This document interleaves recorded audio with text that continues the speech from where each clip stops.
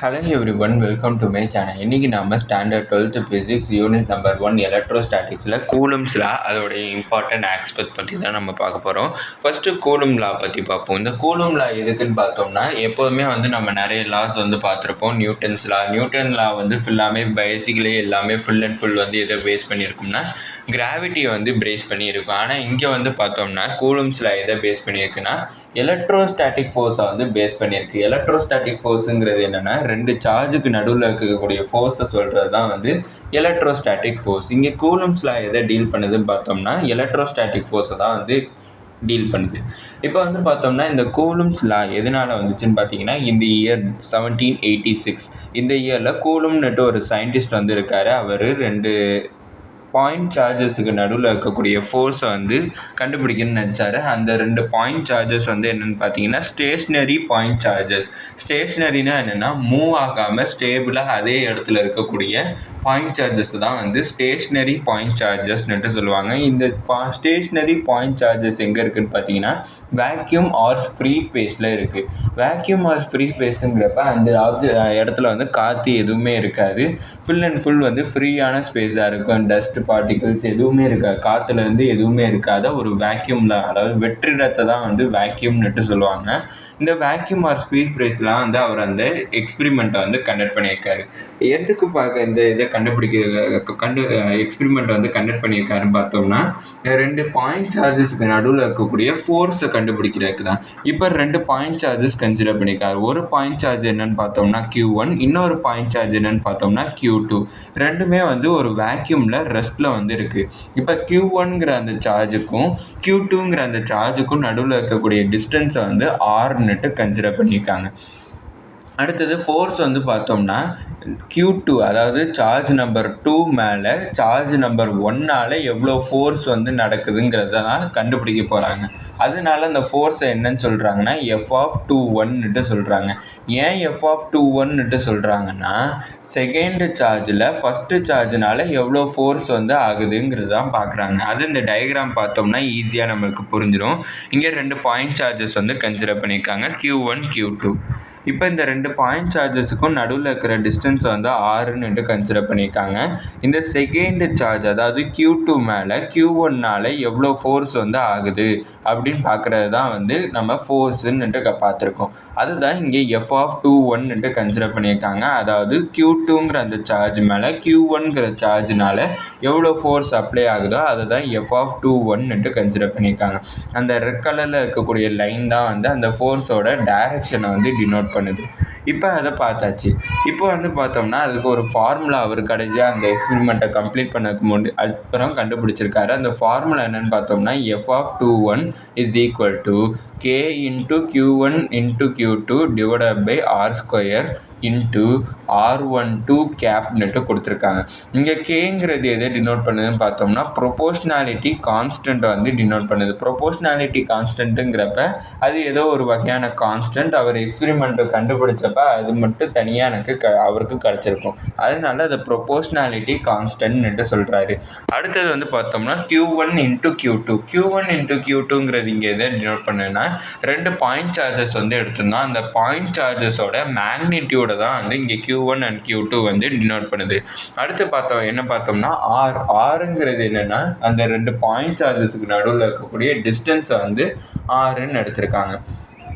அடுத்தது R12 கேப்புங்கிறது என்னென்னு பார்த்தோம்னா ரெண்டு பாயிண்ட் சார்ஜஸ் எக்ஸர்ட் பண்ணக்கூடிய அந்த யூனிட் வெக்டாரை தான் R12 கேப்புன்னு எடுத்திருக்காங்க. இங்கே பார்த்தோம்னா F(21) பார்த்துருக்கோம். அந்த ஃபோர்ஸில், அதாவது Q1 எக்ஸர்ட் பண்ணக்கூடிய ஃபோர்ஸோடைய யூனிட் வெக்டார் தான் R12 கேப். இப்போ நம்ம ஈஸியாக இப்போ உங்களுக்கு கூலும்ஸ் லா புரிஞ்சிருக்கும்னு நினைக்கிறேன். கூலும்ஸ் லாவில் மெயினான பாயிண்ட் என்னென்னு பார்த்தோம்னா இந்த ஃபார்முலா தான். F(21) = K × Q1 × Q2 / R² R12 cap. இந்த ஃபார்முலாவை நல்லா ஞாபகம் வச்சுக்கோங்க.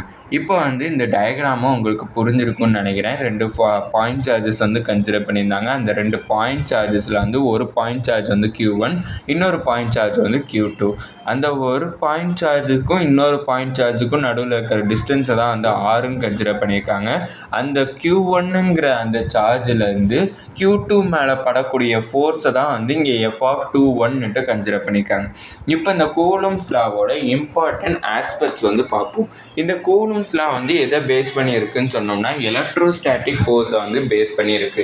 இப்போ தான் அந்த லாக்குள்ளேயே நம்ம வர Coulomb's law states that the electrostatic ஃபோர்ஸுங்கிறது அந்த 2 ஃபோர்ஸுக்கு அந்த 2 பாயிண்ட் சார்ஜஸுக்கு நடுவில் இருக்கக்கூடிய ஃபோர்ஸை தான் வந்து இங்கே எலக்ட்ரோஸ்டாட்டிக் ஃபோர்ஸ்ன்னு சொல்லியிருக்காங்க.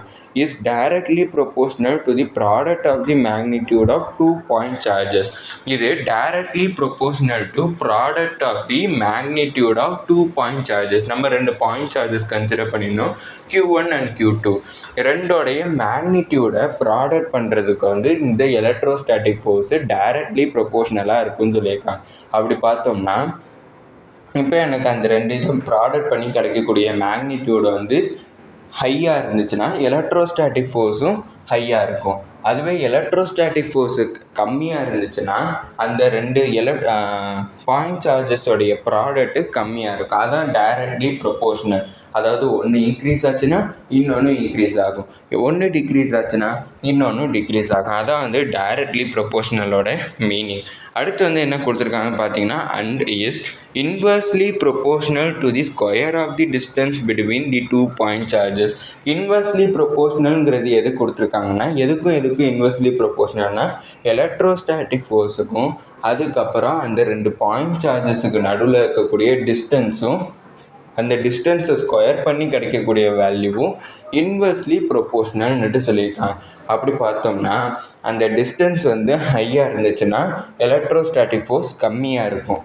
ஏன்னா 2 பாயிண்ட் சார்ஜஸ்க்கு நடுவில் டிஸ்டன்ஸ் அதிகமாக இருக்கிறப்ப ஃபோர்ஸ் கம்மியாக இருக்கும், ஃபோர்ஸ் அதிகமாக இருக்கிறப்ப டிஸ்டன்ஸ் வந்து கம்மியாக இருக்கும். இதுதான் இன்வெர்ஸ்லி ப்ரொபோர்ஷனலோட மீனிங். இன்வெர்ஸ்லி ப்ரொபோர்ஷனல்னா என்னென்னு பார்த்தோம்னா ஒன்று இன்க்ரீஸ் ஆச்சுன்னா ஒன்று டிக்ரீஸ் ஆகும், ஒன்று டிக்ரீஸ் ஆச்சுன்னா இன்னொன்று இன்க்ரீஸ் ஆகும். அதான் இன்வெர்ஸ்லி ப்ரொபோர்ஷனலோட மீனிங்.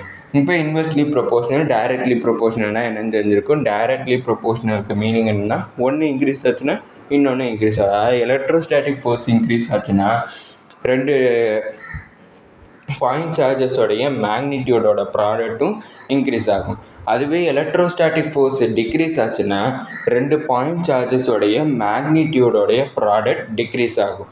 அதுவே இன்வெர்ஸ்லி ப்ரொபோர்ஷனல்னா ஒன்று இன்க்ரீஸ் ஆச்சுன்னா ஒன்று டிக்ரீஸ் ஆகும், ஒன்று டிக்ரீஸ் ஆச்சுன்னா ஒன்று இன்க்ரீஸ் ஆகும். அதான் வந்து இன்வெர்ஸ்லி ப்ரொபோர்ஷனல். இப்போ இன்வெர்ஸ்லி ப்ரொபோர்ஷனலுக்கு எக்ஸாம்பிள் பார்த்தோம்னாலும் 2 பாயிண்ட் சார்ஜஸுக்கு நடுவில் இருக்கக்கூடிய டிஸ்டன்ஸ் அதிகமாக இருந்துச்சுன்னா ஃபோர்ஸ் கம்மியாக இருக்கும், அதுவே ஃபோர்ஸ் அதிகமாக இருந்துச்சுன்னா டிஸ்டன்ஸ் கம்மியாக இருக்கும். இதான் வந்து ஃபஸ்ட்டு பாயிண்டோடைய எக்ஸ்ப்ளனேஷன். அடுத்து செகண்ட் பாயிண்ட் வந்து என்ன கொடுத்துருக்காங்கன்னு பார்த்தீங்கன்னா the force on the charge Q2 exerted by the charge Q1. அதாவது Q2ங்கிற அந்த பாயிண்ட் சார்ஜ் மேலே Q1னால் எக்ஸர்ட் அதாவது Q1னால் ஏற்படக்கூடிய ஃபோர்ஸ் வந்து எப்போதுமே அந்த 2 பாயிண்ட்டையும் ஜாயின் ஆகக்கூடிய லைன் மேலே தான் அந்த ஃபோர்ஸ் வந்து எக்ஸர்ட் ஆகும்னுட்டு சொல்லியிருக்காங்க. அடுத்து R12ங்கிறது ஒரு யூனிட் வெக்டார்னுட்டு சொல்லியிருக்காங்க. இப்போ R12ங்கிறது ஒரு யூனிட் வெக்டாருங்கிறப்ப அந்த யூனிட் வெக்டார் எதுலேருந்து வருதுன்னு பார்த்தீங்கன்னா Q1ங்கிற அந்த பாயிண்ட் சார்ஜ்லேருந்து Q2ங்கிற அந்த பாயிண்ட் சார்ஜுக்கு ஏற்படுற ஃபோர்ஸ் மேலே தான் வந்து எனக்கு இந்த யூனிட் வெக்டார் வந்து வருது. இந்த யூனிட் வெக்டார் எதுக்கு கொடுத்துருக்காங்கன்னு பார்த்தீங்கன்னா அது வந்து டைரக்ஷன் ஆஃப் தி ஃபோர்ஸை வந்து டினோட் பண்ணும். அதான் வந்து யூனிட் வெக்டாரோட மெயின் திங். இப்போ வந்து யூனிட் வெக்டார்னா என்னென்னு புரிஞ்சிச்சு. இப்போ அதுவே Q1 to Q2ங்கிறது அதாவது இப்போ Q2ங்கிற அந்த சார்ஜ் மேலே ஏற்பட்ட ஃபோர்ஸ், அதாவது Q1னால் ஏற்பட்ட ஃபோர்ஸ்னால தான் R12 கேப் வந்து வருது.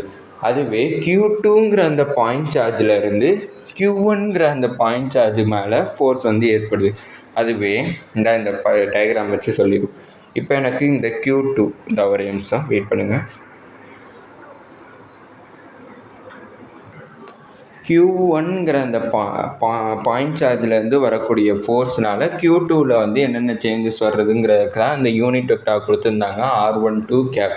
அதுவே Q2ங்கிற இந்த பாயிண்ட் சார்ஜில் Q1ங்கிற அந்த பாயிண்ட் சார்ஜுக்கு வரக்கூடிய ஃபோர்ஸ் வந்து எனக்கு இதுக்கு ஆப்போசிட் டைரக்ஷனில் இருக்கும். இப்படி ஆப்போசிட் டைரக்ஷனில் இருக்கிறப்ப எனக்கு சைன் தான் எனக்கு சேஞ்ச் ஆகும். அதாவது பாசிட்டிவ் நெகட்டிவ் சைன்ஸ் தான் வந்து எனக்கு சேஞ்ச் ஆகும்.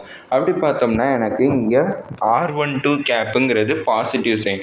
இதுக்கு ஆப்போசிட் டைரக்ஷனில் வருதுங்கிறப்ப அதோடைய சைன் வந்து எனக்கு சேஞ்ச் ஆகும். அப்படின்னா இங்கே பாசிட்டிவ் சைன் இருக்கிறப்ப இந்த இடத்துல எனக்கு நெகட்டிவ் சைன் வரும். அப்படின்னா நெகட்டிவ் ஆஃப் R12 கேப்புன்னுட்டு எனக்கு கிடைக்கும். இதை தான் வந்து அவங்களும் அங்கே கொடுத்துருக்காங்க. Likewise, the force on the charge Q1 exerted by the Q2 is along minus R12 கேப்னுட்டு சொல்லியிருக்காங்க. ஏன்னா அதோடைய டைரக்ஷன் ஆப்போசிட் சைடில் இருக்கிறனால மைனஸ் R12 கேப்னுட்டு சொல்லியிருக்காங்க. இப்போ இது செகண்ட் பாயிண்ட். தேர்டு பாயிண்ட் என்ன கொடுத்துருக்காங்கன்னு பார்த்தீங்கன்னா, according to SI units. SI units படி பார்த்தோம்னா கேங்கிறது ஒரு ப்ரொபோஷ்னாலிட்டி கான்ஸ்டன்ட். அந்த ப்ரொபோஷ்னாலிட்டி கான்ஸ்டன்ட்டோடைய ஃபார்முலா என்னன்னு பார்த்தோம்னா K is equal to 1/4πε0 அப்படின்னுட்டு கொடுத்துருக்காங்க. இங்கே வந்து இந்த கேவோடைய வேல்யூமே அவங்க கொடுத்துட்டாங்க. இதை நீங்கள் மெமரைஸ் பண்ணி ஆகும். ஃபார்முலாஸ் எப்படி மெமரைஸ் பண்ணுறீங்களோ அதே மாதிரி இந்த கேவோட வேல்யூமே மெமரைஸ் பண்ணிங்க. எவ்வளோ கொடுத்துருக்காங்கன்னு பார்த்தீங்கன்னா 9 × 10⁻9 nm² c⁻−2 அப்படின்னு கொடுத்துருக்காங்க. இந்த இடத்துல இந்த ஃபார்முலா பார்த்தோம்னா K is equal to 1/4πε0. இந்த இதில் ε0ங்கிறது எதை டினோட் பண்ணுது பார்த்தோம்னா பெர்மிட்டிவிட்டி ஆஃப் ஃப்ரீ ஸ்பேஸ். அதாவது இப்போ எனக்கு ஒரு ஃப்ரீ ஸ்பேஸ் இருக்குது. அந்த ஃப்ரீ ஸ்பேஸுக்குள்ளே எவ்வளோ எலக்ட்ரான்ஸ் வந்து போகணுங்கிறத அலோவ் பண்ணுறது யாருன்னு பார்த்தோம்னா இந்த ε0. அதோடைய வேல்யூவை பொறுத்து தான் வந்து எவ்வளோ நம்பர் ஆஃப் எலக்ட்ரான்ஸ் வந்து ஒரு ஃப்ரீ ஸ்பேஸில் அலோவ் ஆகணுங்கிறத சொல்லுவாங்க. அதுதான் வந்து இங்கே பெர்மிட்டிவிட்டியோட மீனிங். இப்போ இந்த ε0 பெர்மிட்டிவிட்டியோட வேல்யூ வந்து என்னென்னு பார்த்தோம்னா 8.85 × 10⁻−12 c² n⁻−1 m⁻−2ங்கிறது இதோட ஃபார்முலா. அடுத்தது ஃபோர்த்து பாயிண்ட் என்ன கொடுத்துருக்காங்கன்னு பார்த்தீங்கன்னா எலக்ட்ரோஸ்டாட்டிக் ஃபோர்ஸ். அதுதான் நம்ம இந்த கூலும்ஸ் லால ஃபுல்லாக பார்த்துருக்கோம். இந்த எலக்ட்ரோஸ்டாட்டிக் ஃபோர்ஸ் ரெண்டு சார்ஜஸுக்கு நடுவில், ரெண்டு சார்ஜஸுங்கிறப்ப ரெண்டு பாயிண்ட் சார்ஜஸ் வந்து கன்சிடர் பண்ணியிருந்தோம். அந்த ரெண்டு பாயிண்ட் சார்ஜஸோட மேக்னிடியூடும் 1 கூலுமாக இருந்துச்சுன்னா 1 × 1 எனக்கு 1ன்னு கிடச்சிருக்கும். அப்படின்னா Q1 × Q2 எனக்கு 1ன்னு கிடச்சிருக்கும். அடுத்தது வந்து பார்த்தோம்னா எனக்கு அதோடைய டிஸ்டன்ஸும் வந்து 1 மீட்டர்னுட்டு கொடுத்துட்டாங்க. அப்படின்னா ஆருக்கு பதிலாக 1 சப்ஸ்டியூட் பண்ணோம்னா 1² வந்து எனக்கு திருப்பி 1 கிடச்சிரும். அடுத்து வந்து பார்த்தோம்னா நம்மளுக்கு கொஷினில் கேவோட வேல்யூ தேர்டு பாயிண்டில் எனக்கு கேவோட வேல்யூ 9 × 10⁻9 கொடுத்துட்டாங்க. அதையும் நான் கேக்கு பதிலாக சப்ஸ்டியூட் பண்ணிக்கிறேன் ஃபோர்ஸோட ஃபார்முலாவில். அப்போனா எனக்கு மீதி எல்லாமே 1ஓட மல்டிப்ளை பண்ணால் 9 × 10⁻9 திருப்பியும் கிடச்சிடும். அதனால் ஃபோர்ஸோட மேக்னிடியூட் எப்படி இருக்கும்னா அதோடைய வேல்யூ 9 × 10⁻9 நியூட்டன் அப்படின்னு கிடச்சிருக்கு. இப்போ வந்து ஃபிஃப்த்து பாயிண்ட் வந்து பார்ப்போம். ஃபிஃப்த்து பாயிண்டில் என்ன கொடுத்துருக்காங்கன்னு பார்த்தீங்கன்னா கூலும்ஸ்லால கூலும் எக்ஸ்பெரிமெண்ட் பண்ணது எல்லாமே வந்து பார்த்தோம்னா ஒரு வேக்யூம் ஆர் ஃப்ரீ ஸ்பேஸை பேஸ் பண்ணி தான் வந்து அவர் ஃபார்முலா வந்து கொடுத்துருக்காரு. F(21) is equal to 1/4πε0 into Q1 into Q2 divided by R² into R12 cap. இந்த ஃபார்முலா வந்து பார்த்தோம்னா ஒரு ஃப்ரீ ஸ்பேஸுக்குரிய ஃபார்முலா. ஃப்ரீ ஸ்பேஸுங்கிறதுனால அதோட பெர்மிட்டிவிட்டி ε0 வந்து இருக்குது. அதுவே வந்து இது ஒரு ஃப்ரீ ஸ்பேஸ் இல்லாமல் அதுவே வந்து ஒரு மீடியம், ஒரு சாலிட் மீடியமாக இருக்கலாம், இல்லைனா ஏர் கண்டெய்னாக இருக்கக்கூடிய ஒரு மீடியமாக இருக்கலாம். அப்போ வந்து பார்த்தோம்னா ε0க்கு பதிலாக அதோட பெர்மிட்டிவிட்டி எக்ஸலான் மட்டும்தான் இருக்கும். அப்போனா அதோட ஃபார்முலா எப்படி சேஞ்ச் ஆகும்னு பார்த்தீங்கன்னா F(21) is equal to 1/4πε into Q1 into Q2 divided by R² into R12 கேப்னுட்டு சேஞ்ச் ஆகிருக்கும். ரெண்டு ஃபார்முலாவுக்கும் நடுவில் இருக்கிற டிஃப்ரென்ஸ் வந்து பார்த்தோம்னா ஒன்று வேக்யூமில் நடக்குது, இங்கே இன்னொன்று ஒரு மீடியமில் நடக்குது.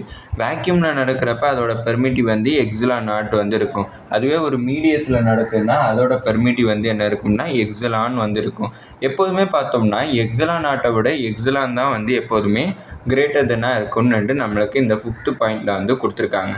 அடுத்தது வந்து பார்த்தோம்னா நம்மளுக்கு சிக்ஸ்த்து பாயிண்ட் வந்து என்னென்னு பார்த்தோம்னா நம்மளுக்கு கூலும்ஸ் லாவும் கிராவிடேஷனல் ஃபோர்ஸை வந்து சொல்லக்கூடிய நியூட்டன்ஸ் லா ஆஃப் கிராவிடேஷன் ரெண்டுமே அதோட ஸ்ட்ரக்சரில் வந்து சேமாக தான் இருக்குன்னுட்டு சொல்லியிருக்காங்க. நியூட்டன்ஸ் லா ஆஃப் கிராவிடேஷன் ஏற்கனவே 10th ஸ்டாண்டர்டில் வந்து படிச்சிருப்போம். அதோட ஃபார்முலா வந்து என்னென்னு பார்த்தோம்னா G × M1 × M2 / R² தான் அதோட ஃபார்முலா. வேணா அந்த ஃபார்முலா கூட நான் எழுதி காமிச்சிடுறேன். கூலும்ஸ் லாவோட ஃபார்முலா வந்து நம்மளுக்கு ஏற்கனவே பார்த்துட்டோம். இப்போ வந்து நான் இந்த நியூட்டன்ஸ் லா ஆஃப் கிராவிடேஷனோட ஃபார்முலா எழுதிக்கிறேன். G × M1 × M2 / R². இதான் வந்து ஃபார்முலா. எதுக்குன்னு பார்த்தோம்னா நியூட்டன்ஸ் லா ஆஃப் கிராவிடேஷன். இப்போ இந்த நியூட்டன்ஸ் லா ஆஃப் கிராவிடேஷனையும் கூலும்ஸ் லா ஆஃப் எலக்ட்ரோஸ்டாட்டிக் ஃபோர்ஸையும் நம்ம கம்பேர் பண்ண போகிறோம். என்னென்னு பார்த்தீங்கன்னா எப்படி கம்பேர் பண்ணுறோன்னு பார்த்தீங்கன்னா ரெண்டுமே அதாவது நியூட்டன்ஸ் லா அதுக்கப்புறம் கூலும்ஸ் லா ரெண்டுலேயுமே பார்த்தோம்னா inversely proportional to the square of the distance between the particle. அதாவது கூலும்ஸ் லாவில் பார்த்தீங்கன்னாலும் 1/R² இருக்கும். அதுவே நியூட்டன்ஸ் லா ஆஃப் கிராவிடேஷனில் பார்த்தீங்கன்னாலும் இங்கே 1/R² இருக்குது. இது ரெண்டுக்கும் இருக்கக்கூடிய ஒரு சிமிலாரிட்டி. அடுத்து இன்னொரு சிமிலாரிட்டி பார்த்தோம்னா என்னென்னா இந்த electrostatic force is directly proportional to the product of the magnitude of 2 point charges. அதாவது எலக்ட்ரோஸ்டாட்டிக் ஃபோர்ஸில் வந்து பார்த்தோம்னா Q1 × Q2 வந்து கிடச்சிருக்கு. அதாவது F is directly proportional to Q1 × Q2. அதாவது 2 பாயிண்ட் சார்ஜஸோடைய மேக்னிடியூடோடைய ப்ராடக்ட் தான் வந்து நம்மளுக்கு டைரக்ட்லி ப்ரொபோர்ஷனலாக எலக்ட்ரோஸ்டாட்டிக் ஃபோர்ஸில் இருக்குது. அதே மாதிரி கிராவிடேஷனல் ஃபோர்ஸில் வந்து என்னென்னு பார்த்தோம்னா ஃபோர்ஸுக்கு 2 மாஸோடைய மேக்னிடியூடோட ப்ராடக்ட் அதாவது M1 × M2 தான் ப்ராடக்ட் பண்ணோம்னா அதோடைய மேக்னிடியூட் வந்து எனக்கு டைரக்ட்லி ப்ரொபோர்ஷனலாக இருக்குதுன்னு சொல்லியிருக்கேன். இது ரெண்டுமே நம்மளுக்கு கிராவிடேஷனல் ஃபோர்ஸுக்கும் கூலும்ஸ் ஃபோர்ஸுக்கும் நடுவில் இருக்கக்கூடிய சிமிலாரிட்டிஸ். அதுவே இது ரெண்டுக்கும் நடுவில் இருக்கக்கூடிய டிஃபரன்சஸ் என்னென்னு பார்த்தோம்னா கிராவிடேஷனல் ஃபோர்ஸ் வந்து எப்போதுமே அட்ராக்டிவாக தான் இருக்கும். அதாவது 2 mass M1 × M1 M2 2 mass வந்து பார்த்துருக்காங்க. 2 மாஸுமே எப்போதுமே அட்ராக்டிவாக தான் இருக்கும். ஆனால் கூலும்ஸ் லாவை பொறுத்த வரைக்கும் பார்த்தீங்கன்னா கூலும்ஸ் லாவில் 2 சார்ஜஸ் வந்து அட்ராக்டிவாகவும் இருக்கலாம் ரிப்பல்சிவாகவும் இருக்கலாம். ஏன் அட்ராக்டிவ் ரெண்டுமே ரிப்பல்சிவாகவும் இருக்கலாம்னு பார்த்தீங்கன்னா 2 பாயிண்ட் சார்ஜஸுமே லைட் சார்ஜஸாக இருந்துச்சுன்னா அது ரிப்பல் ஆகும். அதுவே 2 பாயிண்ட் சார்ஜுமே அன்லைட் சார்ஜஸாக இருந்தால் மட்டும்தான் அட்ராக்ட் ஆகும். அதனால சார்ஜஸை பொறுத்த வரைக்கும் அது லைட் சார்ஜஸ் அன்லைட் சார்ஜஸ்ன்னுட்டு 2 டிஃபர் ஆகும். அதனால அது அட்ராக்டிவாகவும் இருக்கலாம் ரிப்பல்சிவாகவும் இருக்கலாம். அந்த சார்ஜஸோடைய நேச்சரை டிபெண்ட் பண்ணி இருக்குன்னுட்டு சொல்லிட்டாங்க. இன்னொரு டிஃபரன்ஸ் வந்து என்னென்னு பார்த்தீங்கன்னா அதோடைய கான்ஸ்டன்ட். இங்கே வந்து நியூட்டன்ஸ் லா ஆஃப் கிராவிடேஷனில் ஒரு கான்ஸ்டன்ட் இருக்குது G. அந்த G என்னன்னு பார்த்தோம்னா கிராவிடேஷனல் கான்ஸ்டன்ட். அதே மாதிரி நம்மளுக்கு கூலும்ஸ் லாலையுமே ஒரு கான்ஸ்டன்ட் இருக்குது. என்னென்னு பார்த்தோம்னா K இந்த இடத்துல இருக்கும்.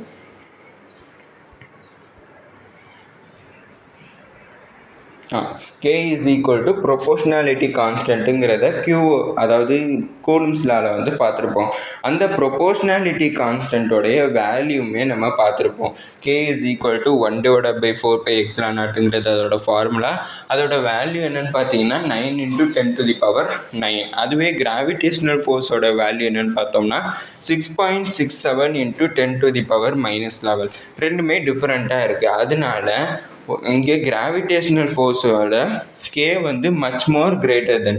ஏன்னு பார்த்தோம்னா இங்கே 9 × 10⁹ பாசிட்டிவ் 10⁻⁹.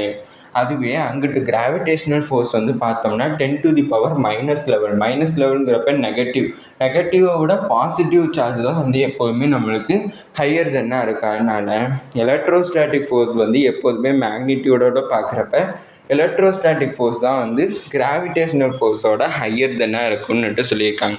அடுத்து வந்து பார்த்தோம்னா த ஃபோர்ஸ் ஆன் சார்ஜ் Q1. அடுத்த பாயிண்ட் வந்து பார்த்தீங்கன்னா the force on charge Q1 exerted by a point charge Q2. நான் ஏற்கனவே சொல்லியிருந்தேன் எப்போவுமே F21 தான் நான் கூலும் கண்டுபிடிச்சது. F21 is equal to 1/4πε0 × Q1 × Q2 / R² R12 கேப்புங்கிறது தான் கூலும் கண்டுபிடிச்ச ஃபார்முலா. இது Q2ங்கிற அந்த பாயிண்ட் மேலே Q1னால் ஏற்பட்ட ஃபோர்ஸு அதுதான் வந்து F21 கொடுக்குறேன். அதுவே Q2னால் Q1 மேலே ஏற்பட்ட ஃபோர்ஸுக்கு நம்மளுக்கு ஃபார்முலா இல்லை, அதை நம்மளாவே டிரைவ் பண்ணிடலாம். அதுக்கு தான் வந்து நான் முன்னாடி பாயிண்ட்லேயே வந்து பார்த்துருந்தோம். எந்த பாயிண்ட்லன்னு பார்த்தீங்கன்னா இந்த இதுலேயே கொடுத்துருந்தேன், இந்த டயக்ராம் மேலேயே. அதோடைய டைரக்ஷன் வந்து ஆப்போசிட்டாக இருக்கும். டைரக்ஷன் ஆப்போசிட்டாக இருக்கிறப்ப யூனிட் வெக்டார் வந்து சேஞ்ச் ஆகும். யூனிட் வெக்டார் சேஞ்ச் ஆகிறப்ப -r12 கேப்புன்னுட்டு எனக்கு கிடச்சிருக்கும். அதுதான் வந்து இந்த இடத்துல எனக்கு மென்ஷன் பண்ணுறாங்க. R21 கேப்புக்கு பதிலாக -R12 கேப்புன்னுட்டு நம்மளுக்கு சேஞ்ச் பண்ணிட்டாங்க. சேஞ்ச் பண்ணதுனால இந்த இடத்துல மைனஸ் வரும். அப்போ நான் F(12) அதாவது ஃபோர்ஸோடைய ஃபார்முலா F(21) வந்து இருக்கும். ஆனால் இங்கே வந்து நம்ம F(12) வந்து கண்டுபிடிக்கிறோம். F(12)வும் F(21)க்கும் நடுவில் இருக்கிற டிஃப்ரென்ஸ் என்னென்னு பார்த்தோம்னா அந்த மைனஸ் சைன் மட்டும்தான் நம்மளுக்கு டிஃப்ரென்ஸாக இருக்கும். அதனால F(12)வும் F(21) ஈக்குவல், ஆனால் ஆப்போசிட் சைன். F(12)வும் F(21)ம் ஆப்போசிட் சைனில் வந்து இருக்கும். F(12) is equal to -F(21) கிடச்சிருக்கு. இதனால் பார்த்தோம்னா எலக்ட்ரோஸ்டாட்டிக் ஃபோர்ஸ் வந்து நியூட்டன்ஸ் தேர்ட் லாவை ஒபே பண்ணுதுன்னு சொல்லியிருக்காங்க. நியூட்டன் தேர்ட் லா வந்து என்ன சொல்லுதுன்னு பார்த்தோம்னா every action has a direct and indirect action. Newton's third லாவோட டெஃபினிஷனை பொறுத்தபடி பார்த்தோம்னா every action has a equal and opposite reaction சொல்லுவாங்க. அதை மாதிரி தான் இங்கே எலக்ட்ரோஸ்டாட்டிக் ஃபோர்ஸுக்கும் பார்த்துருக்காங்க இருக்குது. F(12) இஸ் ஈக்குவல் டு F(21)ங்கிறது ரெண்டுமே ஈக்குவல். ஆனால் வந்து பார்த்தோம்னா அதோடைய ஆப்போசிட் ரியாக்ஷனை டினோட் பண்ணுற மூலமாக இங்கே மைனஸ் இருக்குது. அதனால இந்த எலக்ட்ரோஸ்டாட்டிக் ஃபோர்ஸ் வந்து நியூட்டன்ஸ் தேர்ட் லாவை வந்து ஒபே பண்ணுதுன்னு சொல்லியிருக்காங்க. இதான் வந்து important aspects of electrostatic force and Coulomb's law. இப்போ கூலும்ஸ் லான்னா என்னன்னு தெரிஞ்சிருக்கும் உங்களுக்கு. கூலும்ஸ் லாங்கிறது எதை பேஸ் பண்ணியிருக்குன்னா எலக்ட்ரோஸ்டாட்டிக் ஃபோர்ஸை வந்து பேஸ் பண்ணியிருக்கு. எதோடைய எலக்ட்ரோஸ்டாட்டிக் ஃபோர்ஸ்ன்னு பார்த்தோம்னா 2 பாயிண்ட் சார்ஜஸோடைய எலக்ட்ரோஸ்டாட்டிக் ஃபோர்ஸை பேஸ் பண்ணி இருக்குது. 2 பாயிண்ட் சார்ஜஸோடைய 2 பாயிண்ட் சார்ஜுக்கு நடுவில் இருக்கக்கூடிய டிஸ்டன்ஸ் வந்து என்னென்னு பார்த்தோம்னா R. அந்த அதாவது Q2ங்கிற அந்த பாயிண்ட் சார்ஜ் Q1ங்கிற அந்த பாயிண்ட் சார்ஜ் மேலே ஏற்படுத்தக்கூடிய ஃபோர்ஸ் வந்து F(21) டினோட் பண்ணுறாங்க. அதோட ஃபார்முலா வந்து என்னென்னு பார்த்தோம்னா 1/4πε0 into Q1 into Q2 divided by R² into R12 cap. தான் வந்து ஃபார்முலா. இப்போ இந்த ஃபார்முலாவை பேஸ் பண்ணி நிறைய இம்பார்ட்டன்ட் ஆஸ்பெக்ட்ஸ் வந்து கூலும்ஸ் லாவுக்கு வந்து பார்த்தோம். இதோட இந்த வீடியோ முடிஞ்சிச்சு. மறக்காமல் நம்ம சேனலை சப்ஸ்கிரைப் பண்ணி சப்போர்ட் பண்ணுங்கள். நீங்கள் கொடுக்கக்கூடிய ஒவ்வொரு சப்ஸ்கிரைபும் எனக்கு மிகப்பெரிய சப்போர்ட்டாக இருக்கும். இதோட இந்த வீடியோவும் முடிஞ்சிருச்சு. இந்த வீடியோ பிடிச்சிருந்துச்சுன்னா லைக் பண்ணிடுங்க.